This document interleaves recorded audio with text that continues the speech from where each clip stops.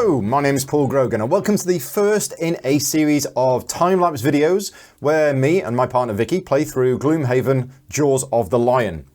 Now, I was very excited to receive this because I really enjoy Gloomhaven. It's one of my favourite games.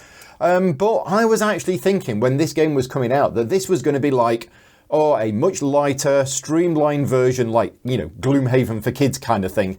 And that we might not actually play it because we've played the base game a lot. And therefore this might be a bit of a step down. Now, to start with, the first few scenarios in the game are a tutorial. So if you are used to Gloomhaven, if you're used to the complexity of Gloomhaven and you're okay playing it, then you are going to find the first few scenarios not a step back, but you're going to go right back to basics.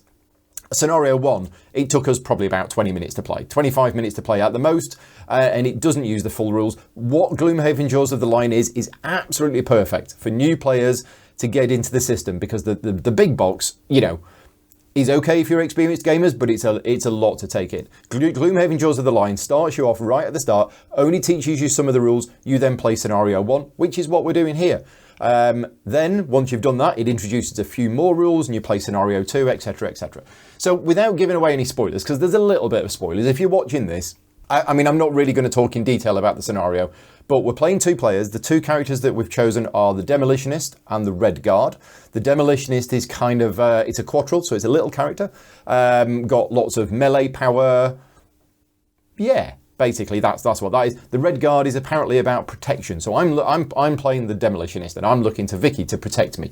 Because I'm going to be getting in there, fighting the things, getting in close and probably taking a lot of damage. So we're playing two player. It is a 1 to 4 player game, but if you do play solo, you actually play 2 characters.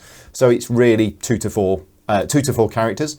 And this starting scenario just has one type of enemy, which you can't really see from the overhead camera. You can see the yellow and the white bases.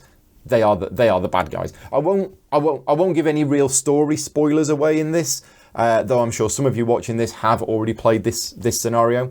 But yeah, it's a fairly short scenario. You start with only 6 cards in your hand. So if you're an experienced Gloomhaven player, you'll know that characters start between I think 8 and maybe 11 cards in their hand.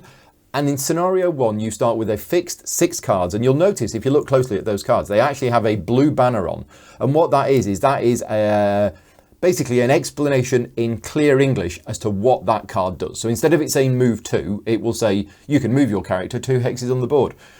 You remove those cards. Later on, once we progress through the different scenarios, those cards will be removed and replaced with normal ones without the blue banner. But the blue banner is really useful for new players starting to play the game.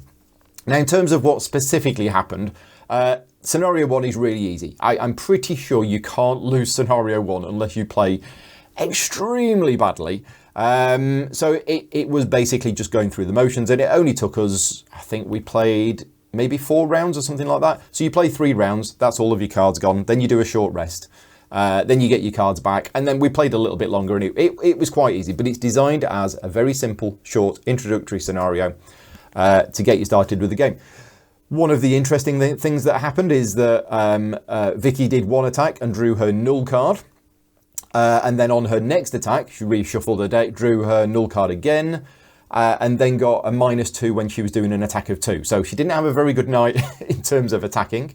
But that is scenario 1, I think, done. Yeah, so we've finished the scenario, we've read the conclusion. And one of the things, I'll just pause the video here, one of the things that I just wanted to mention is an improvement in this version, which I hope is going to make it through to future versions of the game. On the right hand side, you can see here, these are initiative markers. So at the start of each round, once players have chosen their cards, you reveal the cards and you work out what initiative everybody is going on. And then, instead of having to keep looking around the table saying, whose turn is it next? There are these little initiative tokens. And what they do is they allow you to basically, they track who's taken a turn and who hasn't in the round.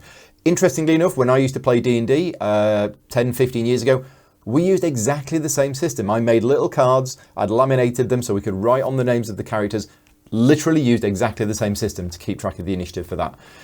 So anyway, that is scenario 1. As I say, didn't take very long at all. I hope you've enjoyed this video. We actually did scenarios 1 and 2 in the same night, so I'm going to pause this here, edit this video, get this one done.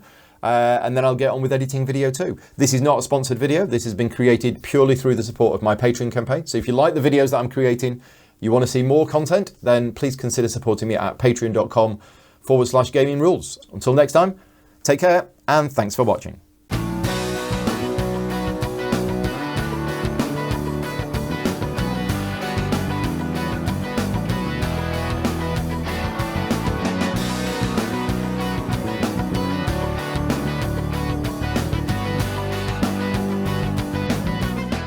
Gaming Rules is proudly sponsored by Game Toppers, upgrading your gaming experience. Visit GameToppersLLC.com.